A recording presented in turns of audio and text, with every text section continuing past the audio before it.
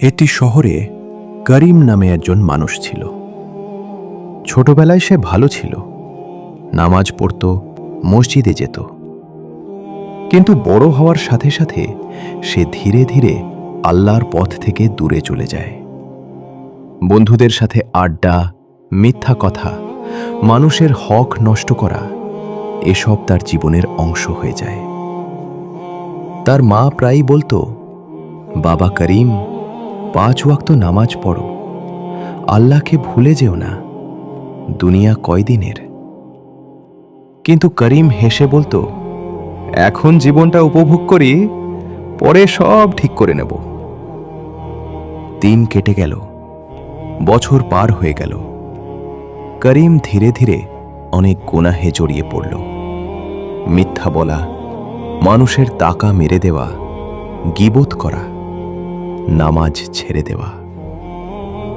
একদিন হঠাৎ করিম অসুস্থ হয়ে পড়ল। রাতের অন্ধকারে তার শ্বাস ধীরে ধীরে কমে আসছিল। হঠাৎ সে দেখতে পেল ঘড়ি আছে, তারা ছিল আযাবের ফেরেশতা।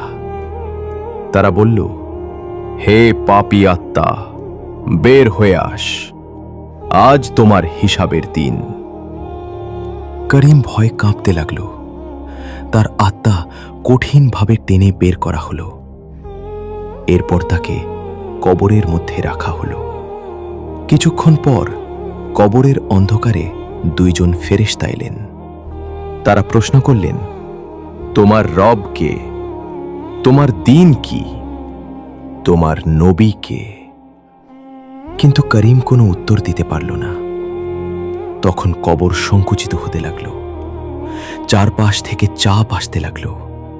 সে চিৎকার করছিল, কিন্তু কেউ শুনতে পাচ্ছিল না। এরপর তাকে কিয়ামতের ময়দানে আনা হলো।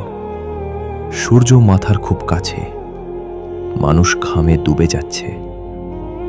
সবার হাতে তাদের আমলনামা তুলে দেওয়া হচ্ছে। করিমের আমলনামা তার বাম হাতে দেওয়া হলো। সে কাঁদতে লাগল, হায়, যদি আমি আমার এই আমলনামা না পেতাম। তারপর ফেরেশতারা তাকে টেনে নিয়ে গেল জাহান্নামের দিকে। দূর থেকেই আগুনের গর্জন শোনা যাচ্ছিল। জাহান্নামের আগুন এত ভয়ঙ্কর যে পৃথিবীর আগুন তার তুলনায় কিছুই নয়। সেখানে করিম দেখতে পেল অনেক মানুষ শাস্তি পাচ্ছে। কেউ আগুনের শিকলে বাঁধা, কেউ ফুটন্ত পানিতে পুড়ছে, কেউ আগুনের খাদ্য খাচ্ছে।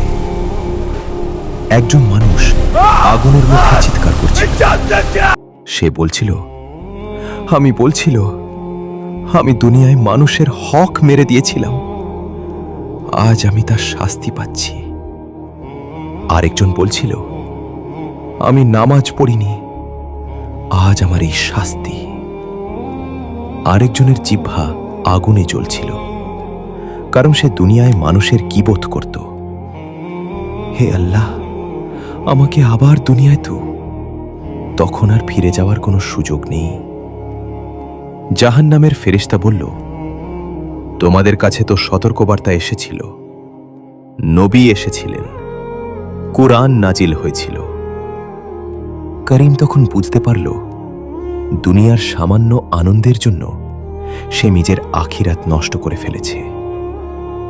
আগুনের শাস্তির মধ্যে সে চিৎকার করে বলতে লাগল, হায়, যদি আমি দুনিয়ায় নামাজ পড়তাম, হায়, যদি আমি মানুষের হক নষ্ট না করতাম, হায়, যদি আমি আল্লাহর কথা শুনতাম। গভীর শিক্ষা দেওয়ার কিন্তু তখন আর কোনো লাভ নেই। শিক্ষণীয় কথা, এই গল্প আমাদের শিক্ষা দেয়, নামাজ ছেড়ে দেওয়া বড় গুনাহ, মানুষের হক নষ্ট করা ভয়ঙ্কর অপরাধ। গীবত, মিথ্যা, অন্যায় কাজ আমাদের ধ্বংসের দিকে নিয়ে যায়। দুনিয়ার জীবন খুবই অল্প সময়ের। আল্লাহ আমাদের সবাইকে গুনাহ থেকে বাঁচার তৌফিক দান করুন। আমিন।